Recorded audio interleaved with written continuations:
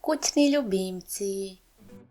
Hajde da upoznamo hrčka i morsko prase, dva najpopularnija mala kućna ljubimca. Iako su oba glodari, njihove potrebe i karakteristike se značajno razlikuju.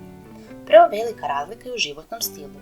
Hrčak je po prirodi usamljenik i noćna životinja, najaktivniji u sumrak i tokom noći kada trči u svom točku. Prosječni životni vek hrčka je nažalost kratak, obično 2 do 4 godine. S druge strane, morsko prase je dnevna i veoma društvena životinja. Ona uživa u interakciji sa ljudima i drugim morskim prasićima. Često se preporučuje držanje bar 2 morska praseta kako bi im bilo udobnije.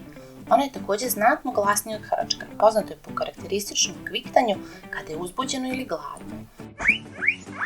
Morsko prase ima i duži životni vek, u prosjeku 4 do 8 godina. Što se tiče ishrane, obe životinje zahtevaju seno i pelete, ali postoji ključna razlika. Morsko prase ne može samo da proizvodi vitamin C, te ga mora unositi svakodnevno putem sveže hrane ili suplemenata. Konačno, i veličina je bitna. Morsko prase je veće, pa zahteva mnogo veći životni prostor i više vremena van kaveza za kretanje i igru. Hrčak je mali, lako se drži u stanu i ne zahteva svakodnevno puštanje, ali mu je potrebno mnogo opreme za kretanje u kavezu. Dok je hrčak idealan za one koji traže tišeg, nezavisnijeg noćnog ljubimca, morsko prase je savršeno za vlasnike koji žele interaktivnog, društvenog dnevnog saputnika sa kojim će provoditi više vremena.